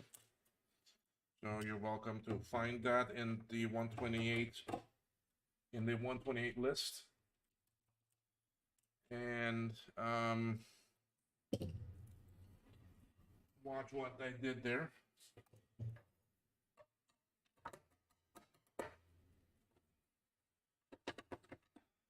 Now these cases still look very yellowish because I have not retrobrighted anything.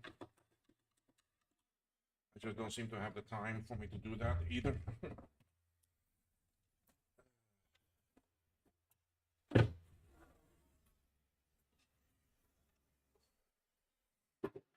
So I need to borrow this chassis for me to have a actually CRT and a frame for me to test Jake's boards. Okay, so this is just a 512. This is actually a modded 512 because it's actually memory has been updated. This has got on it the 256K chips. Well, no, that is 512. No, this one has not been modded then. But if I'm not mistaken, I think they did switch out the ROMs to the plus ROM. So, let me get the boards.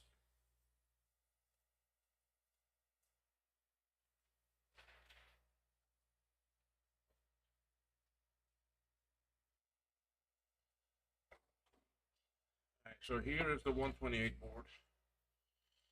This has the original 4264 chips in it from Apple. There were 1, 2, 3, 4, 5, 6, 7, 8 chips on here that were bad, and that's why it wasn't working. So I had to replace those 8, and once I replaced those 8, it worked. Okay, so this is an original 128K board. I did put back in 4264-10 chips. I was able to find some of them up in the States, and they were like stupid expensive. But yes, this board should work, and it should work with this analog board.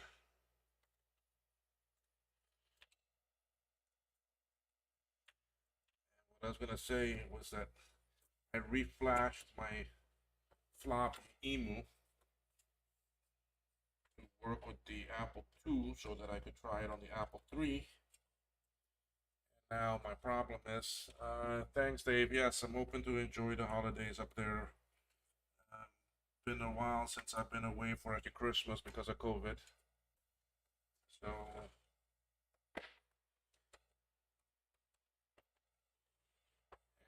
let's see what we got here.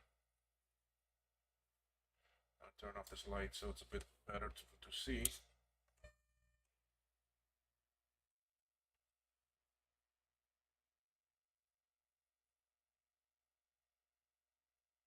There we are.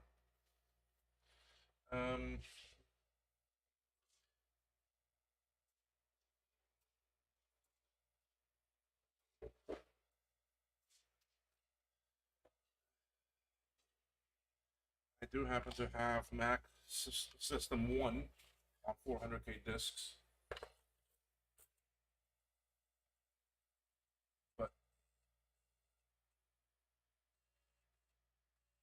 there it goes.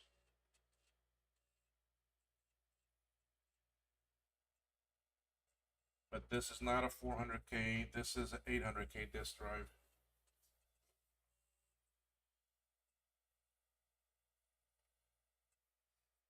So yes, I can remember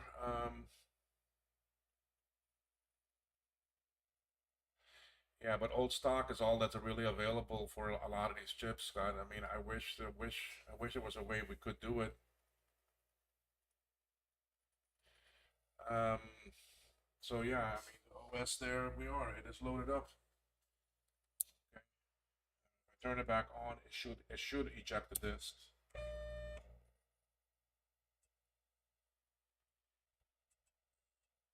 That goes right back into loading it.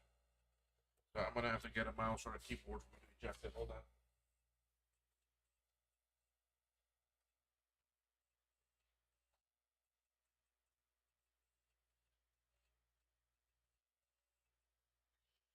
Alright, here we go with the mouse.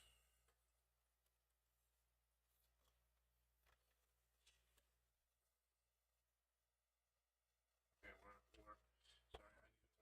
Let's see, special. It's under file.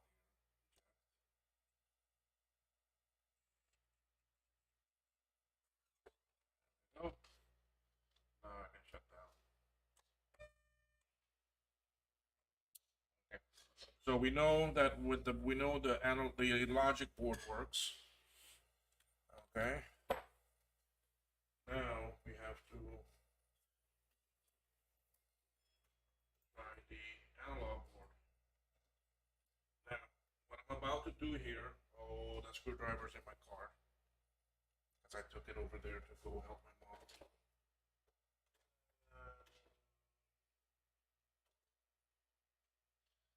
But with this one, it's going to be a bit more difficult. Just, I feel safer with the other one. Just give me 1 second, Daddy.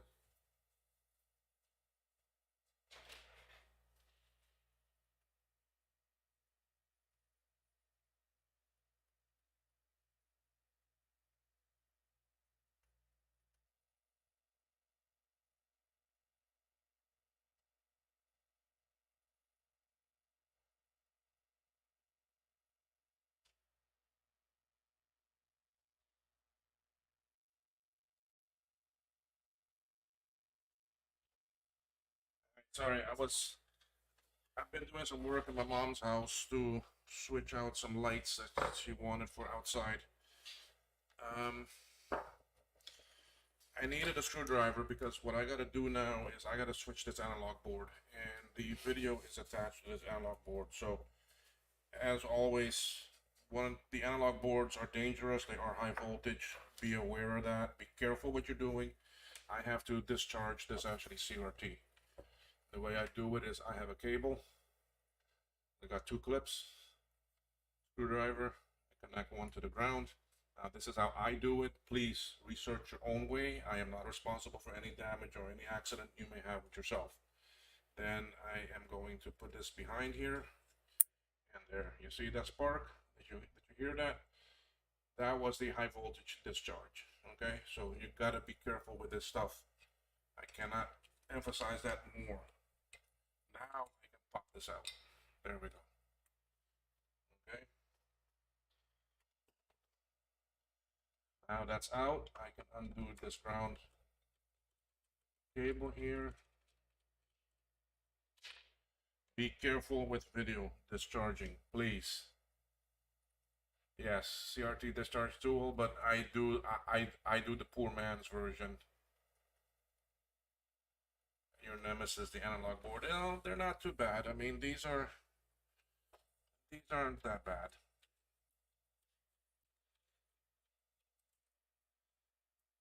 I don't know if it's because I've been lucky or what with these analog boards. I have not had the trouble that a lot of people are saying that they have with them. I just don't get it. I've been,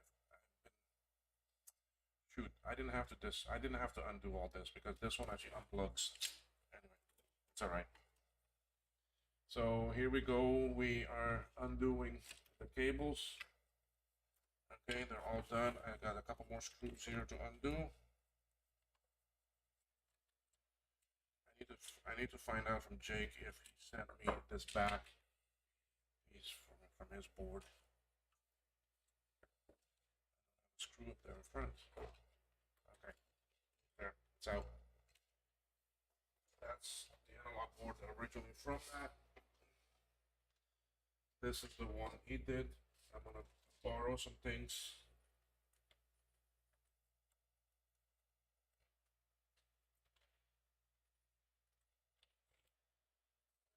Borrow some cables from my analog board.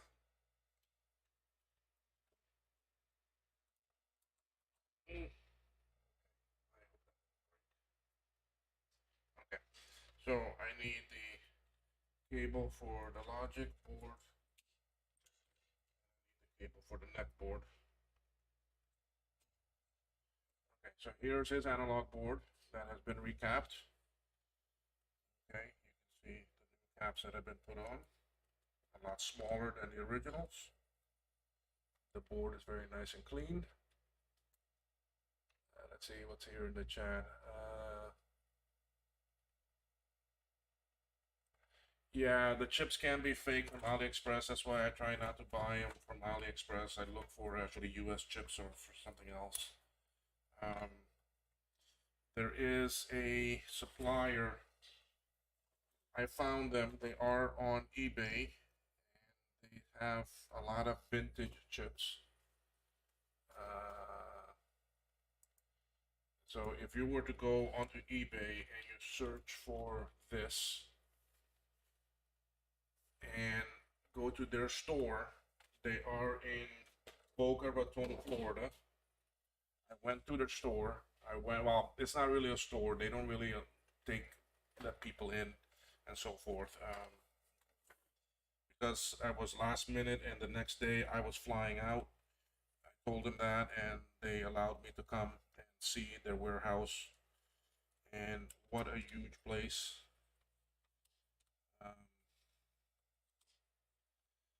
And they have a lot of vintage chips that you can look for. They're not cheap, I'll tell you that right now. But you can find a lot of your old chips there.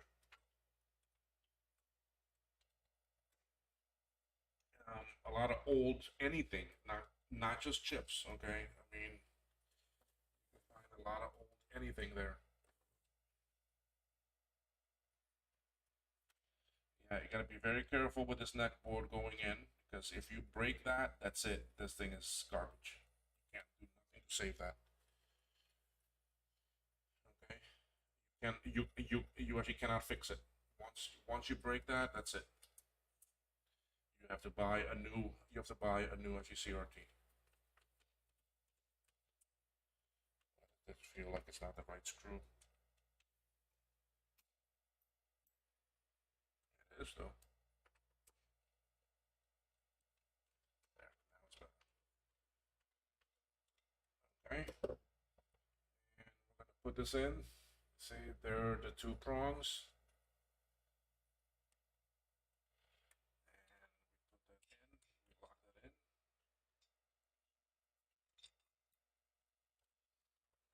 So we are connected to the board. We're connected there. Neck board is connected to CRT. The only thing left is this ground wire. So we know already that the analog board, well, the logic board for Jake works.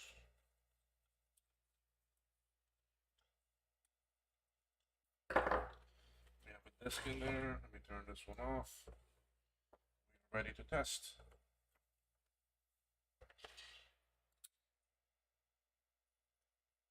And I'm not getting nothing.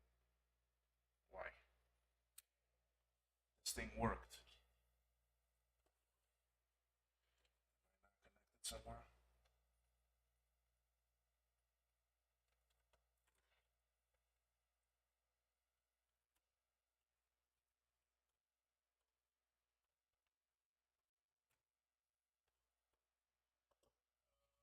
See, this is why I test things before I pack them up for me to take them up to the States. I'm looking for hard to find chips. Yes, do actually check them out, Scott. They do have a lot of the stuff that's hard to find. When I went to their store, I mean, it was huge.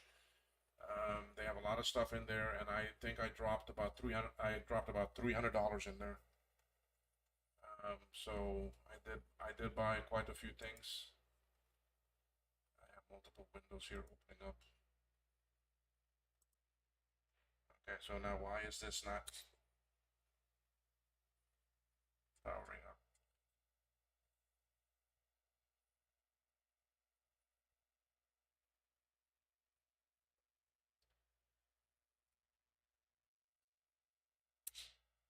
I'm not getting video. All right, what happened in the last 2 months? Why does this not work now? Okay, so you see, so this is something I gotta work on. Redo solder joints? Yes, I did. I did redo them.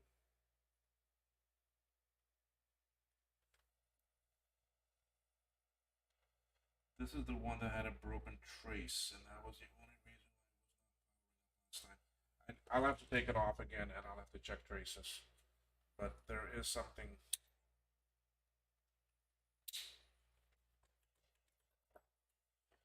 Okay. I don't want to touch that with a lot of energy on this CRT. So we're gonna do a discharge again. Okay. Again, now my feet are off the ground, and I'm only using one hand. I don't want two because I don't want this to go through me. So move that cap just a little bit so I can get that behind it, and there it went. You see, it scared me, but it just discharged. One hand, I do it. I'm not wearing shoes, so that's why, and I'm on a tile floor, so that basically grounds me. But I don't. It's that's why my feet were up. They were up on the chair, and the chair is sitting on plastic wheels. So at least I'm safe.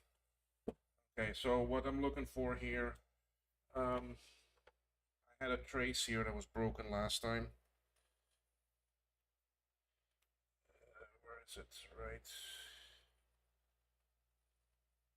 There were some broken traces around here that I had to fix for it to work. So it may be that there may be some more decay. This board was in pretty bad shape, so I will definitely have to check this again and see why I'm not getting nothing to come up. Because it's just been sitting in a box and not ran.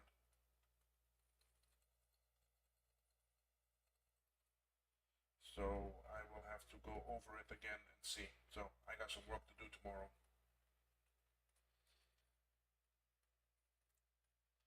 But yeah, there was a broken trace. I think it was right here.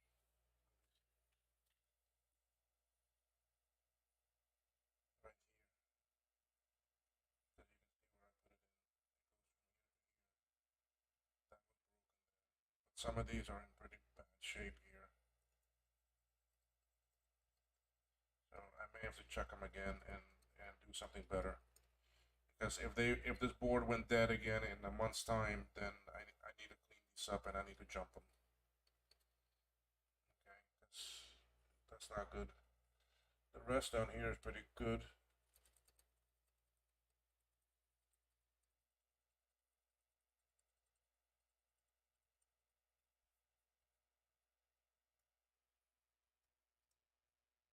So yeah,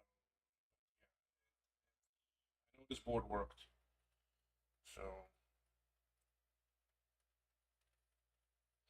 you got this runs here and here and came up here. So I'm not getting video.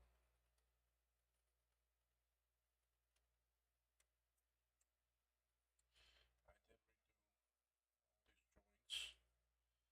The main joints here are right here.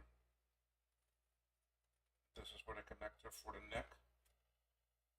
This here is for the neck board. This is the flyback.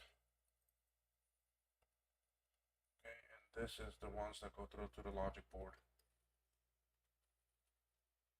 Right. But I think this is something coming from here to go up to the flyback.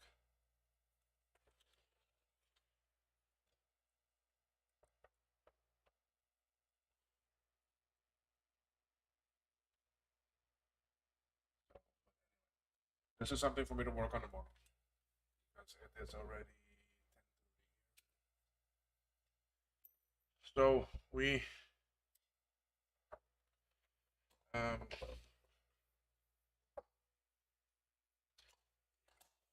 this this I will resume this work on this board tomorrow. Let's see who's in here. I don't even know how to tell how many people are in it, how many were on here watching.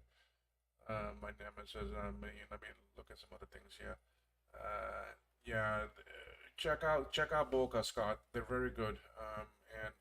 And they're on eBay, and they'll sometimes you can offer them a better price, and that they will take it. I honestly had about $400 worth of stuff. I told them, hey, I've got actually 300 on me, and they took it. So I'll notice those boards tend to have a lot of trace rot. Yes, they do. For some reason, they do, because the problem, you see, where most of the trace rot is here. Look at what sits right here. This is the battery compartment. Okay, and this battery leaked because in here is very green still. Okay, and then that leaked onto back here.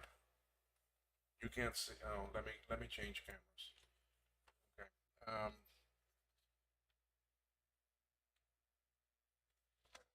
Okay.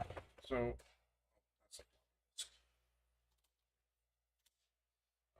so here's a battery compartment, and you can still see some edgy green, and this is the switch in that. So this is where it was, and you can see where most of the damage is right around this battery area. Okay, because here's where the broken trace was. Here there's some other damage that I need to check on. More than likely, something here is broken. Okay, because this board here too, it was not working until I fixed this one right here. And this is a tiny break. This is a real tiny break that was here.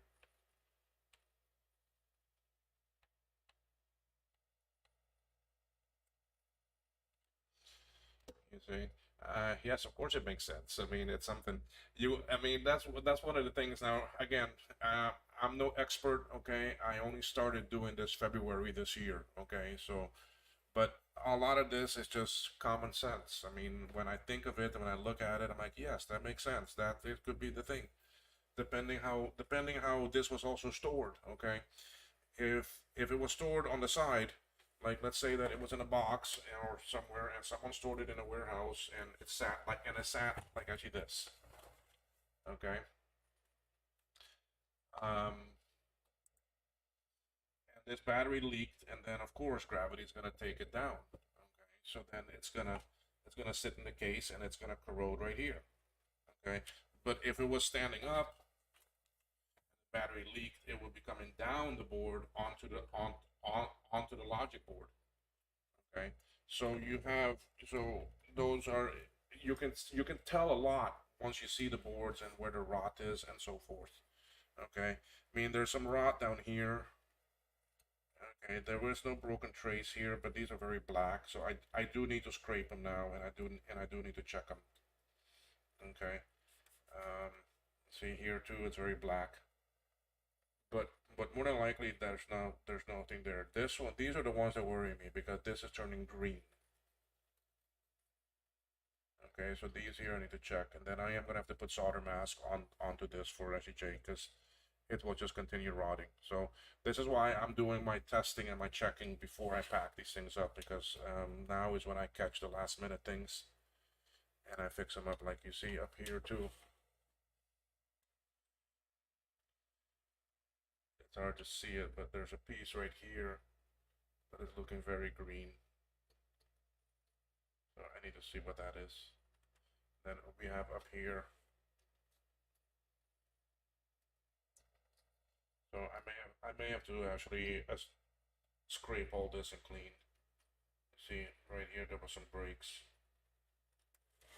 You can't see it on the screen. Okay.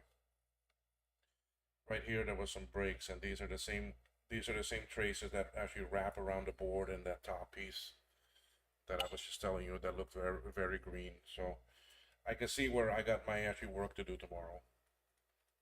But it shouldn't be no problem. I should be able to get this back up and running. It was working before, so but yes, I will check it and see. Um, so, Dave, if you're still on the channel, yeah, just make sure someone sends me the actually invite to the broadcast Sunday. Um, hopefully, I can actually test. Hopefully, I will have some work that I can work on. But then again, I have a whole rack full of work that I can be doing. I mean, it's when you see how much work I have. Um, okay, why is this camera not coming up now? Hold on 1 second there. Let me see if I can get this camera. Okay. Y'all see that big rack right there that's got those three towers and the other two below it? In front of it, you see a bunch of floppies. I got all those to work on. I have okay, you'll have Joe send me. I have all those actually G5 towers to work on. I've got those two actually G4s on the bottom to work on. Those other three Macintoshes Power PCs that are there on top, those are two 7100s and a 75 or 7600. The things on the top shelf are all done already. So I do have quite a bit there to work on. So work I don't have enough. All those other ones on the ground in front of those other shelving are already done, but I just need to retrobrite. So I got plenty of stuff that I can work on Sunday. Um, so I got plenty I can be doing back actually there. So anyway,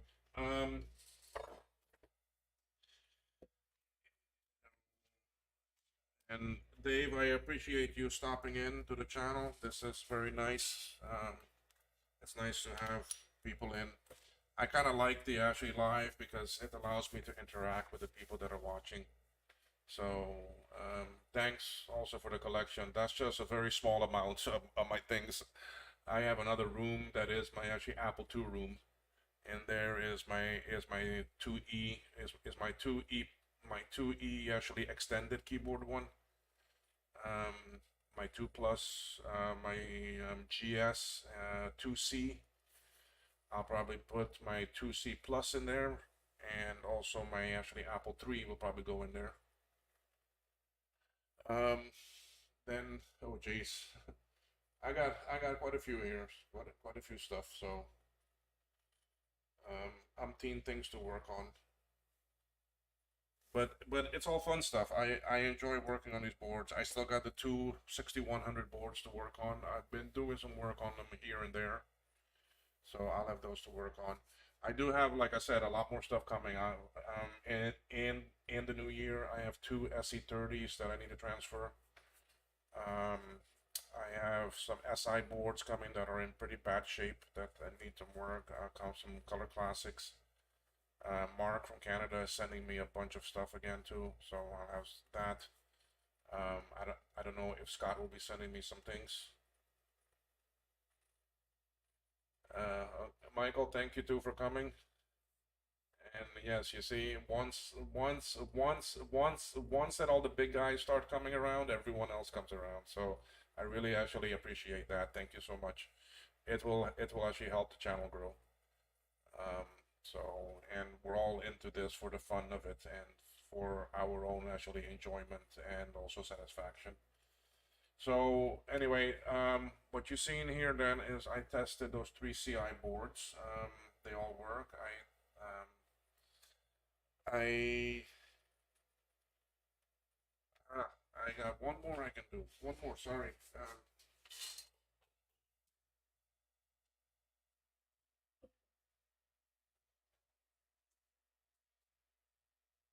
You saw you saw the one VI board from Jake. In fact, I have two from him. So this is another VI board.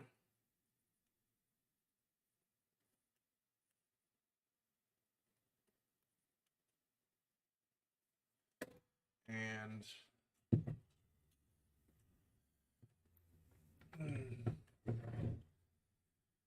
he sent me two VI boards, and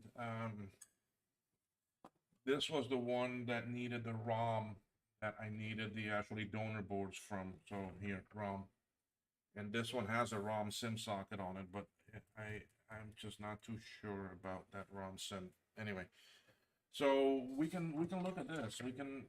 I already tested it. I know it works. So I'm basically doing this just for the channel, just for y'all to see. So I'm connecting the video. I'm connecting the SCSI. You see back there, and there they are. All right, I need the video RAM, and that is sitting. Where's my video RAM?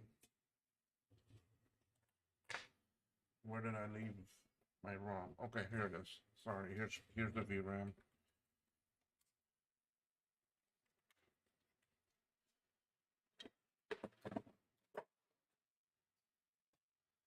So here we have a 2VI. If I understand the story of these two VI boards, right? Jake got a hold of them from a person in Sweden that had the boards for a couple of years. They weren't working. He sent them to Jake. Jake sent them off to some people to get fixed. No one could fix them. No one got them to any point where they were runnable. So then Jake sent them to me, and other than just replacing caps and doing some basic trace repairs that I've done before, these were my first boards that I dove into and really had to problem solve and scope out and all this other stuff, all this good stuff that you have to do to find where the problems are and fix. Um, we this board, I did a lot of work on it to find where the problems were, and good thing they weren't that deep. The problems were not very hard to find. Um, Actually, this board, it wasn't even ROM. Okay, why I needed a ROM for this was because I took the ROM off of this board to put onto the other one, because it's the other one that had bad ROM. So the ROM that is on that board was originally on this board, but I didn't want to move them back because the more you unsolder, you are damaging the board. You're damaging the pads. So I actually limited it. So instead of taking those ROMs off and putting onto this board and then this and so on, I just left it that way. So this is a 2VI. We have chime. We have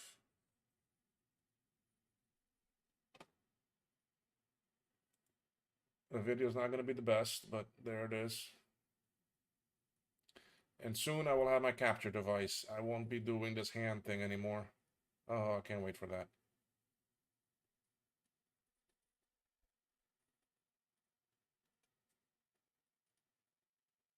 I'm on. There we go. Now it's booting off of the blue SCSI. We can see it flashing away.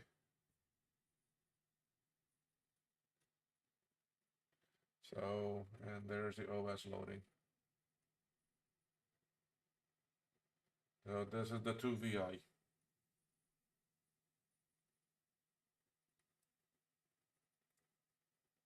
So this has on it the actually donor ROM from a donor VI board. That VI board was dead. A person in Canada sent me that board as a donation, so thank you so much. And it was an actually exchange. He sent me the board, and Jake sent him the actually front cover for a machine that he was missing the front cover for. It was actually broken. So it was like a swap. So I got the board. Jake sent him something. I got the board, and then I was able to take the ROMs off and put them under here, and this board works. This board originally, what was wrong with it was some caps, and surprisingly, there were some loose legs on the CPU. So once I soldered those legs down, the machine worked, the board worked. I really didn't have to do much else to it. It was not a hard fix. It was not a ROM issue, but I did actually scope out the ROM. I scoped out the memory. I checked them all to make sure it wasn't a ROM issue or a RAM issue, and so forth. Now, what I am curious to try, but I don't think it will work.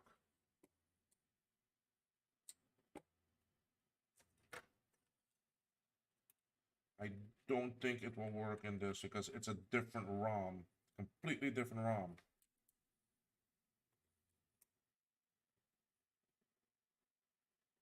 Yeah, you see, they're contradicting each other. It won't work.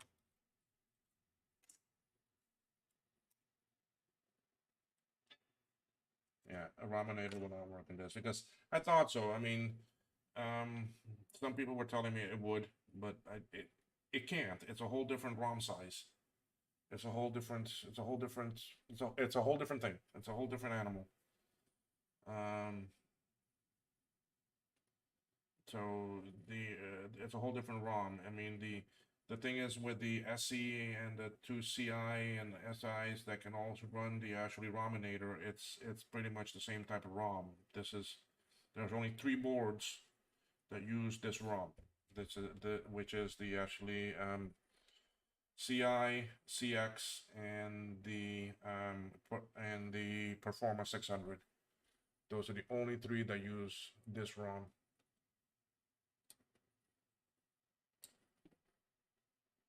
Okay, so we shut down this one. This board is good, so this will go back to Jake together with his 128 analog and logic board. That analog board I gotta fix tomorrow.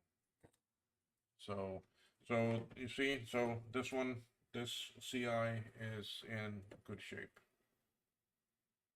It's a nice board. It's a nice. It's the boards travel a long way. There's not many VIs in the States. Jake does have the case and everything else for this, so he's really looking forward to getting the board and putting it back in there. I did test it previously with an actually Nubis video, and it does work. I did also test it with some extra memory and it does work also. So this board is fairly much in good shape. So So anyway, that's all I have for me to take up with me. The three CIs and the three CD-ROM boards for Mark. For Jake, it's this board and the analog board and the logic board for the 128. Those are the things I'm taking back up with me, and my pride and joy work that I've done. That I really enjoy doing this, and um, I want to thank actually Scott for taking the taking the bet that I could do it, and allowing me to do it, which was the SC30 board. Um, it was a real joy doing this board for him. So this is also coming up with me, together with a bunch of my tools and things I have down here, and the microscope that I'm taking up to Florida, because I will be setting up an actually work area in actually Florida, in the house there, where I can do some work up there when I'm up there. So I won't have as much stuff up there, but I can do some basic repairs and actually things up there also. So this, as soon as I get the ROM socket, I hope to get it tomorrow. I'll solder that in. I'll put this in. I'll test it, and be sure that it runs. Then I can wrap it up and pack it up and ready to go. Then I can do my Quadra 950 cable and test out my Quadra and see. So Dave, did you happen to see how that board looks after after my work Sunday on it? Have you seen that?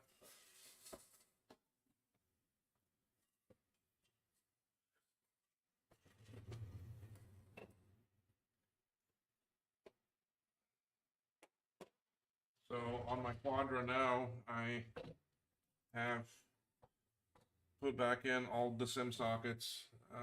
Sunday, all three of these were missing, and these two. So I solder masked everything, and I put them back in. So now what I have to do is I have to work on a power adapter. So this is a this is an ATX breakout board. So I plug in the ATX here, and then I can use another ATX cable chopped up, and I can pin it out to the way that I need for the SE Quadra, and it already has a soft power button on it. So with this, then I can make this work. So, but I can't do it until I test out the board for Scott, because I need to cut up that ATX cable. I have another ATX cable ordered. It's already on the way to the house in actually Florida. So I will still be able to use and do the things I need to do. So hopefully I can fire up this board and we get some power. We get some life out of it.